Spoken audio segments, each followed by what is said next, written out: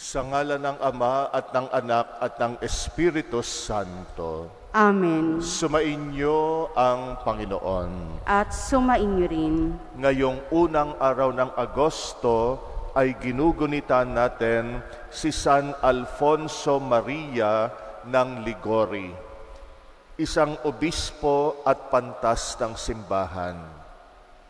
Si San Alfonso ay nabuhay noong ika-17 siglo.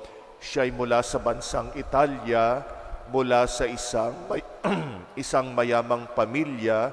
Siya ay nagtapos ng abogasya. Siya ay abogado dati.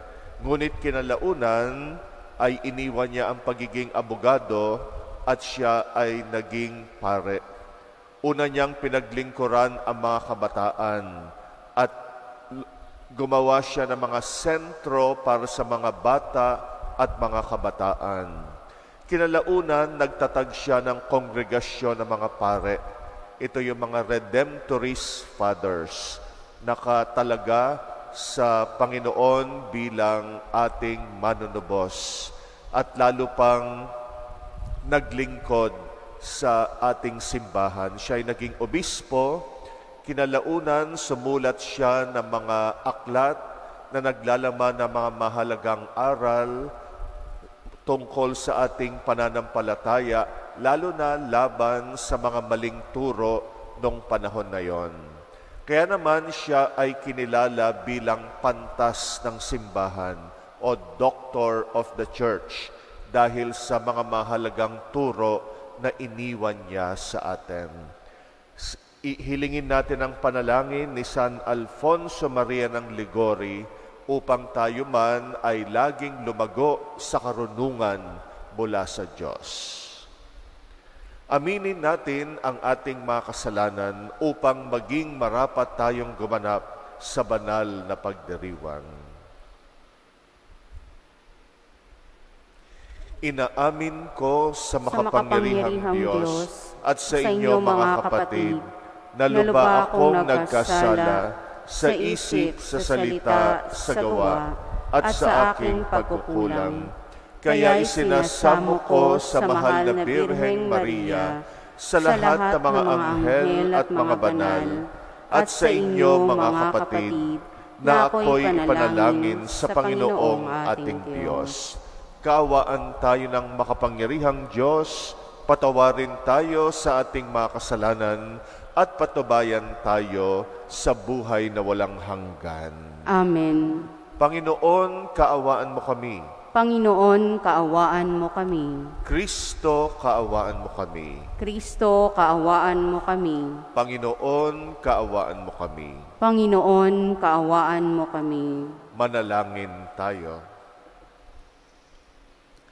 Ama naming makapangyarihan, lagi mong dinudulutan ng mga bagong uliran sa kagitingan ang iyong simbahan. Ipagkaloob mong sa diwa ng obispong si Alfonso Maria na nagmalasakit sa kapwa, aming matapat na masunod ang kanyang mga yapak upang makamtan namin sa langit ang tinamo niyang gantimpala.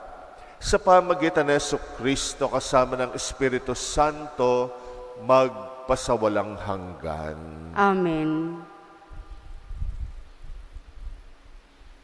Pagbasa mula sa aklat ng Exodo.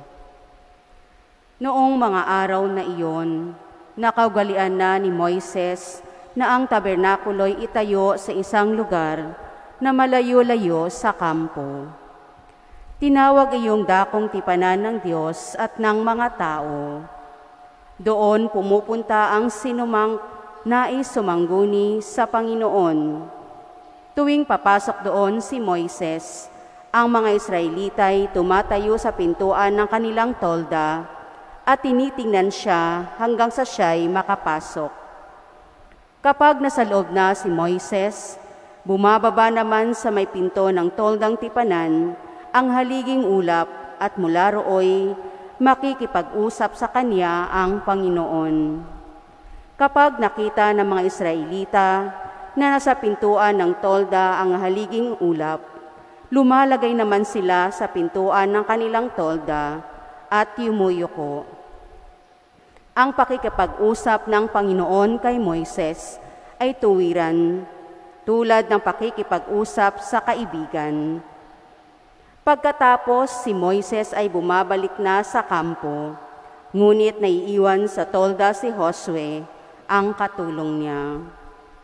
Ang Panginoon ay bumaba sa ulap, lumagay sa tabi ni Moises at binanggit ang kanyang pangalan. Panginoon. Ang Panginoon ay nagdaan sa harapan ni Moises. Sinabi niya, "Akong Panginoon ay mapagmahal at maawain. Hindi ako madaling magalit. Patuloy kong ipinadarama ang aking pag-ibig at ako'y nananatiling tapat.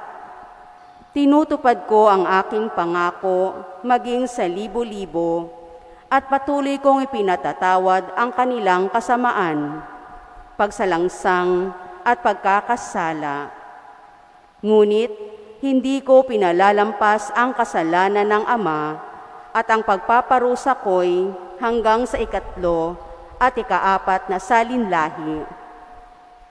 Nanikluhod si Moises at sumamba sa Panginoon. Sinabi niya, "Kung talagang kinalulugdan ninyo ako, isinasamo kong samahan ninyo kami kahit na matigas ang ulo ng lahing ito.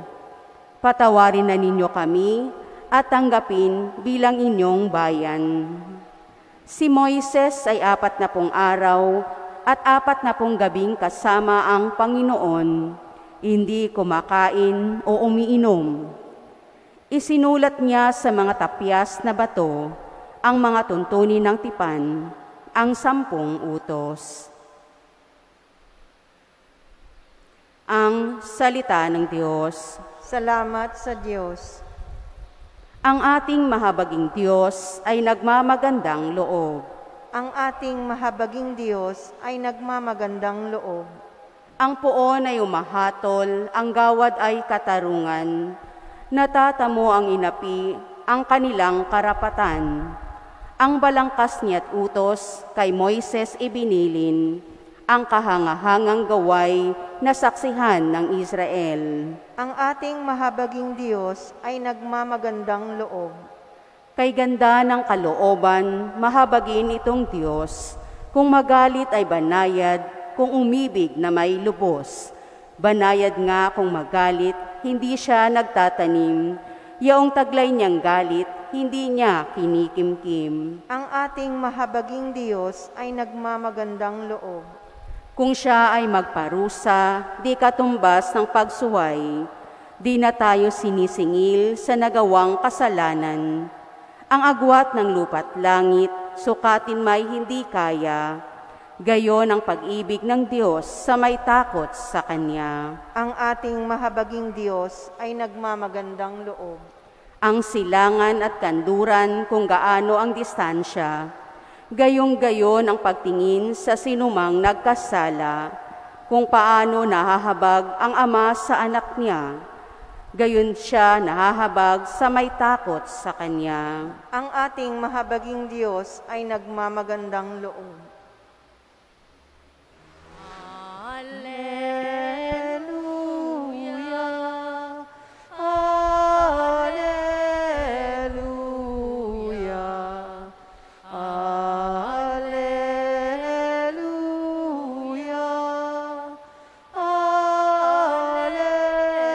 Alleluia. Ang salita ng Diyos ang buto na tanim ni Hesukristo upang tumubo sa tao. Alleluia,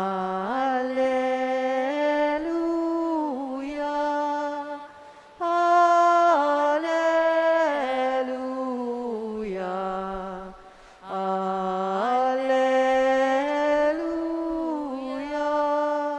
Alleluia, Alleluia. Sumainyo ang Panginoon.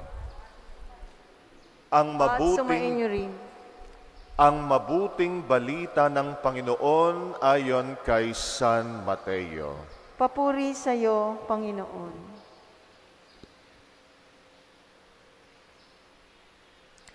Noong panahong iyon, iniwan ni Jesus ang mga tao at pumasok sa bahay. Lumapit ang kanyang mga alagad at sinabi sa kanya, "Ipaliwanag po ninyo sa amin ang talinhaga tungkol sa masasamang damo sa bukid." Ito ang tugon ni Jesus. Ang anak ng tao ang naghahasik ng mabuting binhi. Ang bukid ay ang sanlibutan. Ang mga taong pinaghaharian ng Diyos ang mabuting binhi. At ang mga taong pinaghaharian ng dyablo ang masasamang damo. Ang kaaway na naghasik ng mga iyon ay walang iba kundi ang dyablo. Ang pag-aani ay ang katapusan ng daigdig. At ang mga anghel ang mga tagapag-ani. Kung paanong iniipon ang mga damo at sinusunog, gayon din ang mangyayari sa katapusan ng daigdig. Susuguin ng anak ng tao ang kanyang mga anghel at iipunin nila mula sa kanyang pinaghaharian ang lahat ng nagiging sanhi ng pagkakasala at ang lahat ng gumagawa ng masama at iyahagis sa maningas na pugon. Dooy mananangis sila at magngangalit ang kanilang ngipin. At magliliwanag na parang araw ang mga matuwid sa kaharian ng kanilang Ama. Ang may pandinig ay makinig. Ang mabuting balita ng Panginoon. Pinupuri ka namin, Panginoong Hesukristo. Sino ang mga damo sa buhay natin? Ang ebanghelyo natin ngayon ay pagpapaliwanag ni Jesus tungkol sa sinabi niyang talinhaga, tungkol sa trigo at masasamang damo. Maalala natin yung talinhaga, tungkol ito sa mga hasik na naghasik ng mabuting binhi, kaya lang nung kinagabihan ay yung kaaway niya naghasik ng masamang binhi. Kaya nung tumubo ang mga trigo, ang mga mabubuting binhi, kasabay na lumago rin yung masamang binhi na mga damo. At nung tanungin ng mga utusan, kailangan na bang bunutin yung mga damo? Sabi nung may-ari, wag muna. Hayaan silang tumubo hanggang sa panahon ng anihan. Kapag dumating ang pag-aani, doon lang paghihiwalayin yung damo at yung trigo. At yung paliwanag ng talinhaga na yan ang narinig natin sa ating ebanghelyo ngayon. Yung mga hasik ay si Jesus, ang anak ng tao. Yung mabuting binhi kumakatawan sa mga tao na pinaghaharian ng Diyos, ang kanilang mga puso. Yung masasamang damo, ito yung mga tao na pinaghaharian ng dyablo sa kanilang puso. Yung panahon ng pag-aani, yan ang katapusan ng mundo. At sa katapusan ng mundo, doon paghihiwalayin yung mga masasama at mabubuti. Yung mga mabubuti, gagantimpalaan ng walang hanggang buhay, samantalang yung mga masasama ay parurusahan sa apoy ng impyerno. Kaya ganito pinaliwanag ni Jesus ang kahulugan ng talinhaga. Pero hindi ito pagkakataon para magturuan tayo. O sino sa atin yung mabuting binhi, sino yung masama. Siyempre, tuturo mo yung katabi mo. Yan ang masamang damo, hindi ako. Mahilig tayong magtuturo. At siyempre, Pagka ituturo natin yung sarili natin, sabihin natin tayo yung mabuting binhi, sila yung masama. Pero ang totoo, pareho tayong mabuti at masamang binhi. May mabuti sa atin, pero aminin natin, meron din namang masamang binhi na tumubo sa puso natin. Lahat tayo ay nagkakasala. Lahat tayo ay makasalanan. Kaya nga doon sa talinhaga, huwag mo nang bunutin. Ibig sabihin, ang Diyos nagbibigay ng pagkakataon kung meron mang nangangailangan ng pagkakataong magbagong buhay, lahat tayo. Kasi lahat tayo ay nahasikan ng masamang binhi. May mga damo sa puso natin. Pero tayo rin, meron tayong mga tinuturing na damo sa buhay natin. Sino ba yung mga damo sa buhay natin? Yan yung mga taong gusto nating mawala sa landas natin. Mga tao na sana wag na nating makita. Mga tao na sana wag nang maging bahagi ng buhay natin. Ito mga damo na ito sa buhay natin, sila yung mga gusto nating mabunot, maalis na sa buhay natin. Nangunguna na dyan yung mga tao na gumagawa ng hindi mabuti sa atin. Sadyang may mga tao na nagpapahirap sa atin. Mga tao na nagiging sanhi ng ating sakripisyo o gumagawa rin ng masama sa atin. Kaya nga sana mawala na sila sa buhay natin. Isa rin sa mga damo ng buhay natin, yung mga pumupuna sa atin palagi. Yung mga kritiko natin. Yung mga nakikita yung mali mo, nakikita yung mga hindi mabuting ginagawa mo, yung mga kahinaan at kapintasan mo. Yan din yung mga damo sa buhay natin, yung mga kritiko natin. At iba pang mga tao na mahirap mahalin. May mga tao na sadyang mahirap mahalin. Kaya nga sila yung mga tinuturing nating damo. Kaya nga kung tayo lang ang masusunod, sana mabunot na itong mga damo na ito. Sana ay maalis na sila sa buhay natin. Pero kung pagninilayan natin ang papel ng mga taong ito, itong mga tao na ito na tinuturing nating damo, mga mahirap mahalin, pero sila ang nagtuturo sa atin, una, kung paano talaga magmahal ng ganap. Sa kanila na susubok, sila yung nagiging dahilan para subukin kung gaano kalaki tayo magmahal. Sila yung nagtuturo sa atin na magmahal ng walang kondisyon. Kasi madaling magmahal ng mga tao na nalulugod tayo. Pero yung mga tao na mahirap mahalin, kaya nga mahirap mahalin. Pero kung natutunan natin silang mahalin, kahit mahirap silang mahalin, naku, malaking leksyon yan ng buhay natin. Ganyan ang pag-ibig ng Diyos sa atin, unconditional love. Kaya tayo ay mahirap mahalin kasi nga lahat tayo nagkakasala. Sa unang pagbasa natin, ganyan yung mga Israelita, mga mahirap mahalin kasi matitigas ang ulo. Kaya nga humihiling si Moises sa Diyos na sana ay lagi silang patawarin at huwag magsawa na sila ay mahalin. Kaya nga yung unconditional love, ang Diyos ang unang nagpakita sa atin. At nais ng Diyos na tularan natin yung pag-ibig niyang walang kondisyon. Paano tayo matututo na magmahal ng walang kondisyon? Sa pamagitan ng mga damo sa buhay natin. Sila ang nagtuturo sa atin. Kaya nga yung mga damo ng buhay natin, mga taong gusto na nating mawala sa buhay natin, they are blessings in disguise.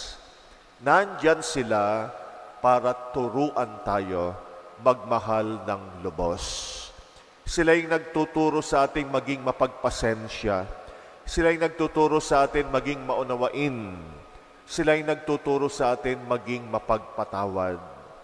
Kaya nga kahit Mahirap dalhin na nandiyan dyan sila sa buhay natin, pero sa kabilang banda, salamat din nandyan sila. Dahil tinuturuan nila tayo na magmahal katulad ng pagmamahal ng Diyos. At sabi ko nga, huwag tayong turo ng turo na sila yung damo. Kasi tayo damo rin. Kabilang tayo sa mga tao na mahirap mahalin. At salamat na lang, may mga nagmamahal sa atin ng lubos, kahit mahirap din tayong mahalin.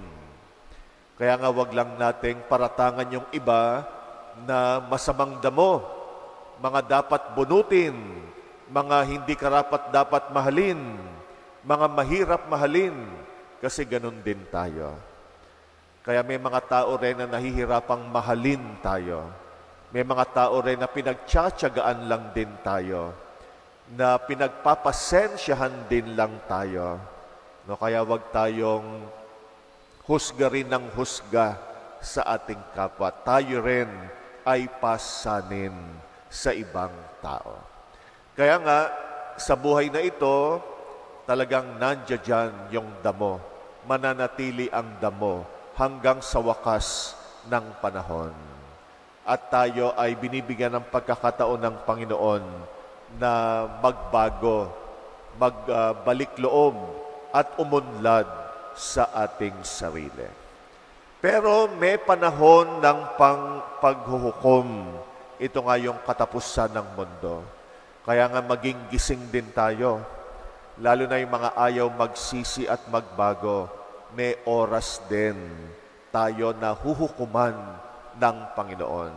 Sana wag dumating yung wakas ng panahon na hindi tayo nakapagsisi, na hindi tayo nagbago. Kasi bagamat ang Diyos maawain, mapagpatawad, mapagpasensya, pero makatarungan din siya. Sa wakas ng panahon ay tatanggapin natin kung ano yung ipinunla natin sa mundong ito. Huhukuman yung mabuti at hindi mabuti na ginawa natin. Yan ang katarungan ng Diyos. Pero sa ibabaw ng katarungan ng Diyos, nandiyan palagi yung kanyang awa. Lagi tayong binibigyan ng pagkakataon.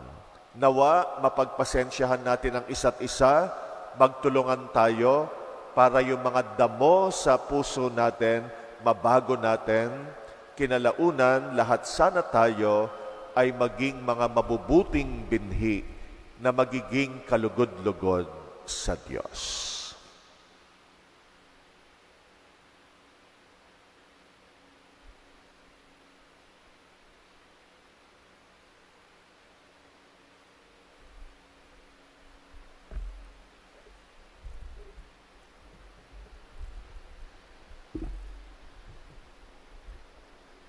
Tinuruan tayo ni Kristo kung paano tayo makakapasok sa kaharian ng langit.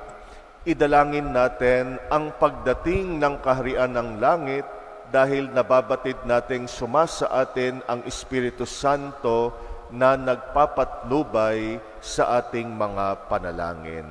Ating itugon sa bawat kahilingan, Panginoon, dinggin mo ang aming panalangin. Panginoon, dinggin mo ang aming panalangin. Ang mga lingkod ng simbahan, naway tumalima sa kalooban ng Diyos at asamin ang kabutihan ng kanilang pinaglilingkuran.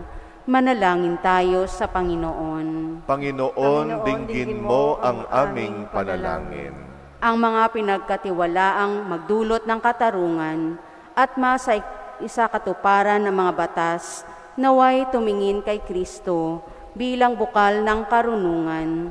Manalangin tayo sa Panginoon. Panginoon, dinggin mo ang aming panalangin. Tayo naway maghintay sa panahon ng pag-aani ng Diyos at huwag tayong manghusga ng ating kapwa. Manalangin tayo sa Panginoon. Panginoon, dinggin mo ang aming panalangin. Ang mga matatanda, naway ating maalalayan sa pamamagitan ng ating pagiging maalalahanin at palakaibigan. Manalangin tayo sa Panginoon. Panginoon, dinggin mo ang aming panalangin. Ang mga namatay, naway tipunin ng Diyos bilang ani ng kaharian. Manalangin tayo sa Panginoon. Panginoon, dinggin mo ang aming panalangin. Tahimik nating idalangin ang mga personal nating kahilingan. Muli nating alalahanin ang mga kapatid nating pinangakuan natin ng dasal. Itaas din natin sa Diyos ang mga kababayan nating patuloy na nasasalanta dahil sa masamang panahon sa ating bansa. At itaas natin sa Diyos ang intensyon ng mga nagpapamisa nating mga kapatid, lalo na mga intensyon para sa mga may sakit at mga pumanaw na sa mundong ito. Tahimik natin itong ipanalangin.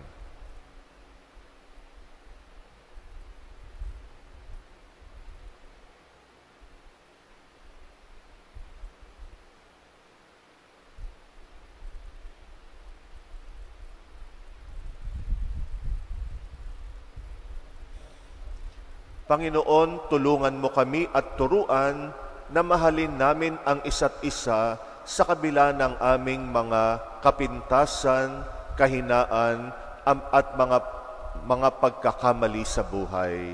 Kahit kami ay mahirap mahalin, nawa ay panatilihin namin ang aming pagmamahal at malasakit sa isa't isa. Ikaw na aming Panginoon, magpasawalang hanggan. Amen.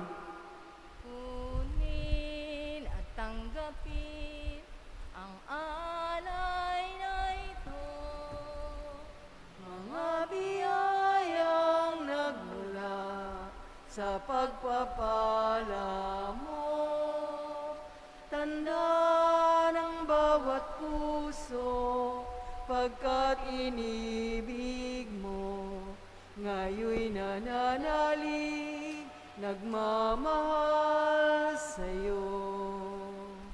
Inapay na nagmula sa butil ng trigo, pagkain nagbibigay ng buhay mo, at alak na nagmula sa isang tangkay ng ubas, inumin, nagbibigay lakas. Kunin at tanggapin ang alay na ito, mga biyayang nagmula sa pagpapala mo. Tanda ng bawat puso, pagkat inibig mo, ngayoy nananalig, nagmamahal sa'yo. Manalangin kay mga kapatid upang ang paghahain natin kalugdan ng Diyos Amang makapangyarihan. Tanggapin nawa ng Panginoon itong paghahain sa iyong mga kamay, sa kapurihan niya at karangalan, sa ating kapakinabangan at sa buong sambayanan niyang banal. Ama naming lumikha, pag-alabin mo ang kalooban namin sa ningas ng iyong Espiritu para maipagdiwang ang paghahaing ito at sa pamagitan nito ikay mahandugan ng sariling pamumuhay bilang banal na alay. Sa pamagitan ni Jesucristo, kasama ng Espiritu Santo, magpasawalang hanggan. Amen. Sumainyo ang Panginoon. At sumainyo rin. Itaas sa Diyos ang inyong puso at diwa. Tinaas na namin sa Panginoon. Pasalamatan natin ang Panginoong ating Diyos. Marapat na siya'y pasalamatan. Ama naming makapangyarihan, tunay ngang marapat na ikay aming pasalamatan sa pamagitan ng Jesucristong aming Panginoon. Ngayong si San Alfonso Maria ay pinaparangalan sa pamumuhay niyang totoong uliran at pagiging maasahan sa panunungkulan, kaya't si Jesucristong maasahan sa katapatan ay inihahayag sa pangasiwa sa sambayanan.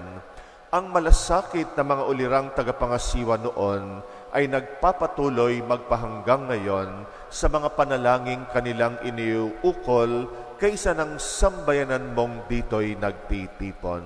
Kaya kaisa ng mga anghel na nagsisiawit ng papuri sa iyo, nang walang humpay sa kalangitan, kami nagbubunyi sa iyong kadakilaan.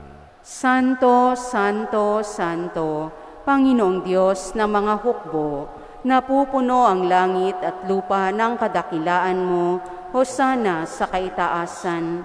Pinagpalang na paririto sa ngalan ng Panginoon, hosana sa kaitaasan.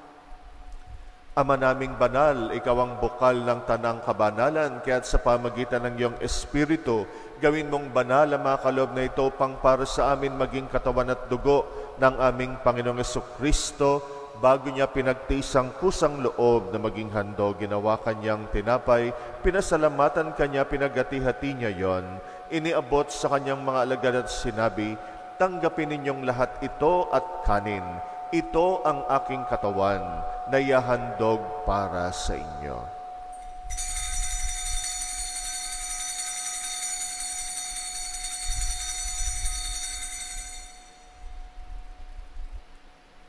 Gayun din naman nung matapos ang hapunan, hinawakan niya ang kalis, muli kanyang pinasalamatan, iniabot niyang kalis sa kanyang mga alagad at sinabi, tanggapin ninyong lahat ito at inumin. Ito ang kalis ng aking dugo, ng bagot walang hanggang tipan. Ang aking dugo na ibubuhos para sa inyo at para sa lahat sa kapagpapatawad ng mga kasalanan.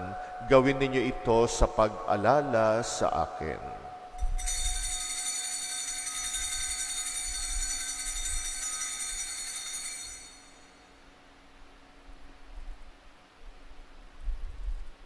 Ang misteryo ng pananampalataya. Si Kristo ay gunitain, sarili ay inihain, bilang pagkait inumin, pinagsasaluhan natin hanggang sa siya'y dumating. Ama, ginagawa namin ngayon ang pag-alala sa pagkamatay at muling pagkabuhay ng iyong anak. Kaya tinaalay namin sa iyong tinapay na nagbibigay buhay at ang kalis na nagkakalob ng kaligtasan. Kami nagpapasalamat dahil kami yung minarapat na tumayo sa harap mo para maglingkod sa iyo.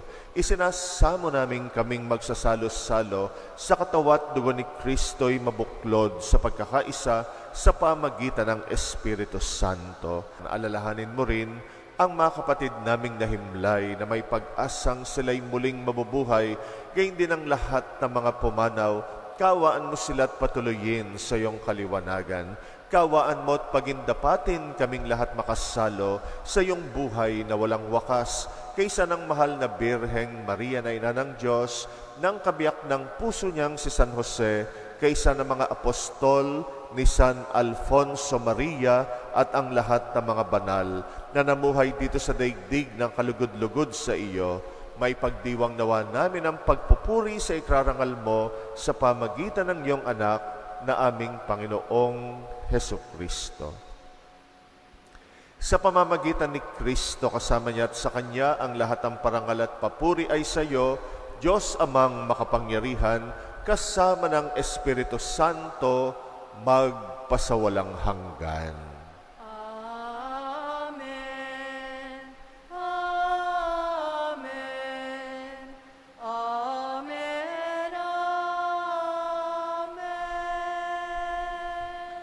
Sa tagubilin ng mga nakagagaling na utos at turo ni Jesus na Panginoon natin at Diyos, ipahayag natin ng lakas loob. Ama namin, sumasalangit ka, sambahin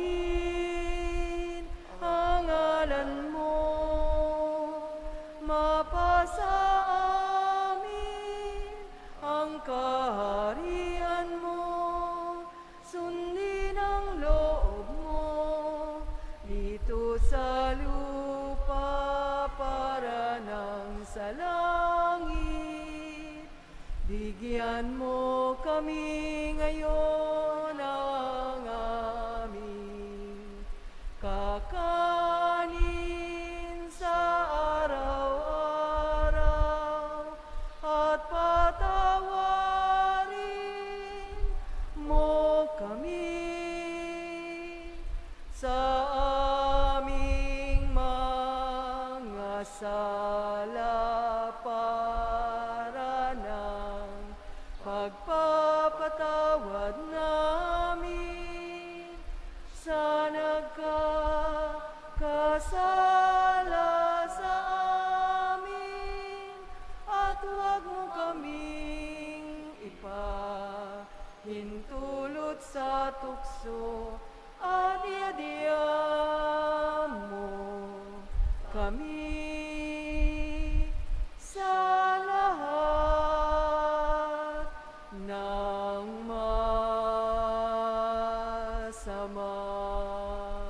Hinihiling namin kami yadya sa lahat ng masama, pagkalooban ng kapayapaan araw-araw, iligtas sa kasalanan, ilayo sa lahat ng kapahamakan, samantalang aming pinananabikan ang dakilang araw ng pagpapahayag ng tagapagligtas naming si Jesucristo. Sapagkat iyo ang kaharian at ang kapangyarihan at ang kapurihan magpakailanman. Amen. Panginoong Jesucristo, sinabi mo sa iyong mga apostol, kapayapaan ang iniiwan ko sa inyo, ang aking kapayapaan ang ibinibigay ko sa inyo.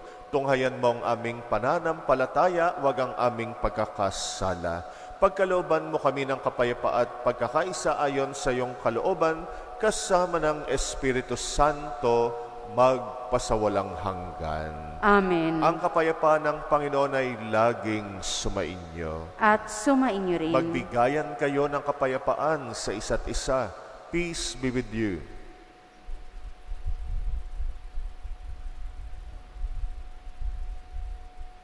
Kordero ng Diyos, na nag-aalis ng mga kasalanan ng sanlibutan,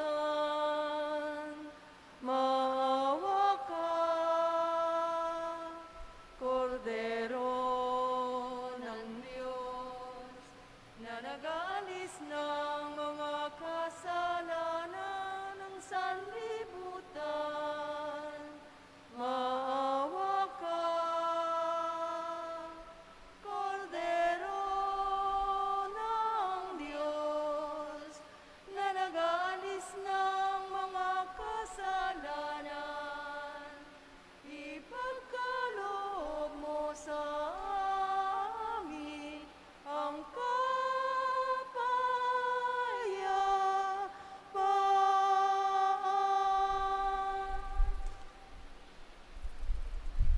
Narito ang kordero ng Diyos na nag-aalis ng mga kasalanan ng sanlibutan. Mapalad ang mga inaanyayahan sa kanyang piging. Panginoon, hindi ako karapat-dapat na magpatuloy sa iyo, ngunit sa isang salita mo lamang ay gagaling na ako.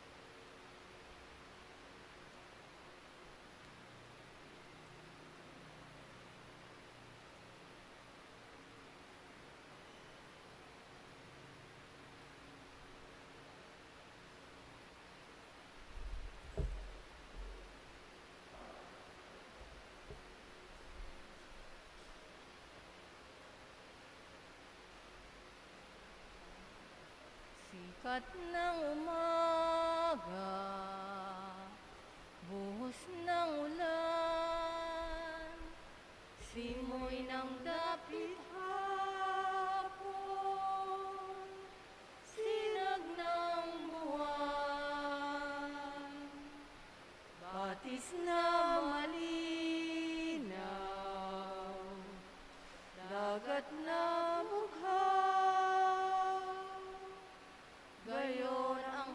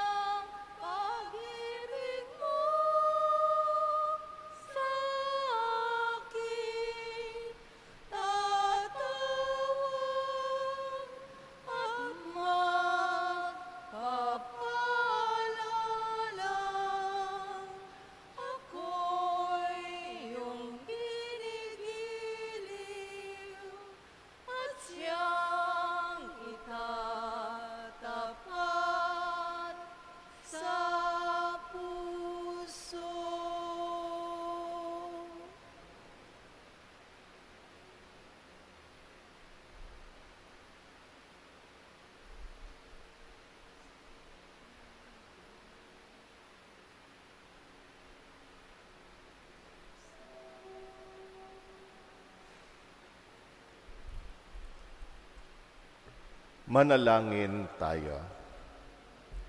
Ama naming mapagmahal, binigyan mo ng pagkakataon si San Alfonso Maria para matapat na gumanap at maglahad ng paghahain ng paikinabang.